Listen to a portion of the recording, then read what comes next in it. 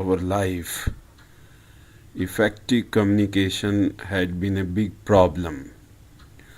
Most of the time, we are so much occupied by our own thoughts that hardly we listen to. We talk things in which we ourselves are interested in and fail to see that others are least bothered about our talk. Usually, our conversations are one sided. We say something and then wait for the response from others. If they agree with what we say, it makes us feel happy and good, and in case the others disagree, it makes us feel bad.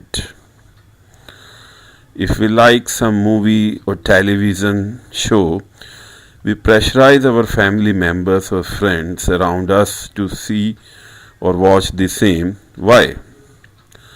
Because we like that movie or television show and expect the same reaction from them, which makes us feel happy.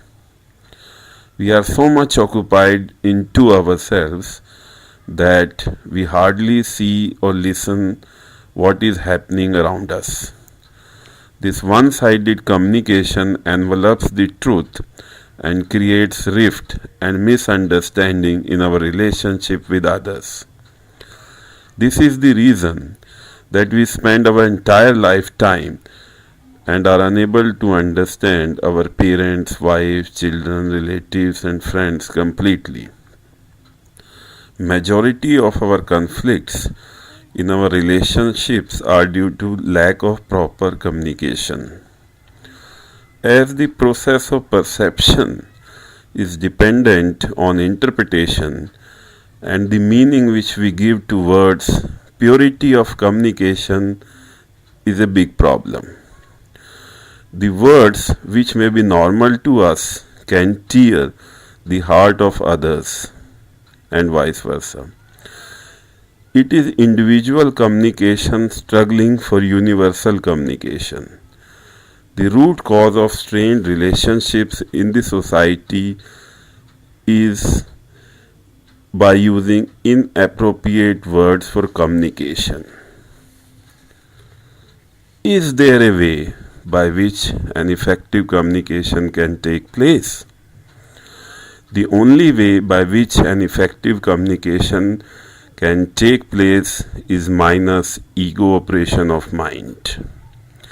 Ego is individuality and role of mind is to protect it when it operates in ego mode or I mode.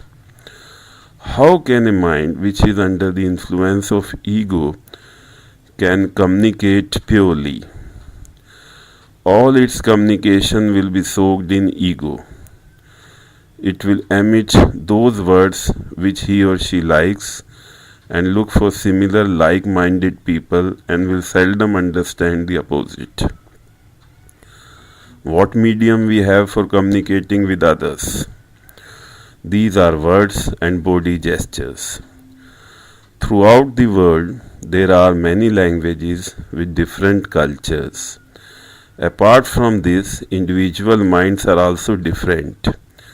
In order to communicate globally, English language was made an international language.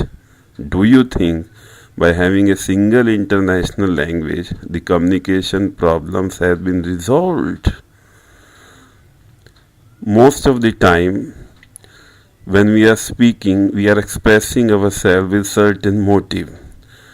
That motive can be impressing others for understanding others. This motive fill colors in our conversation. Thus, communication is now interesting, not absolute.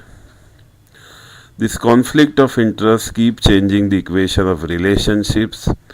When a boy or a girl is talking, mostly it is colored with opposite sex attraction. Why we communicate? What is the purpose of communication? We communicate in order to share our information, experiences and emotions. What is the hurdle in communication? When we communicate, we do not communicate fully due to many reasons. The most common is the lack of acknowledgement by others. We have certain experiences which we want to share, but for others it can be of least importance or no importance at all. People do not trust each other, and due to this factor, they communicate in a manner to safeguard themselves because they believe that if they give full information, then that information can be utilized against them and it can harm them personally or officially. Thus, it is better to communicate partially. Moreover, individual experiences differ from person to person. Many emotions also prevent effective communication, like jealousy, hate, revenge, etc. We know the other person is a crooked fellow and in the past harmed us. Thus, whenever we will communicate with such a fellow, we will be always alert and cautious. This alertness and cautiousness will prevent us to provide full information to this crooked fellow.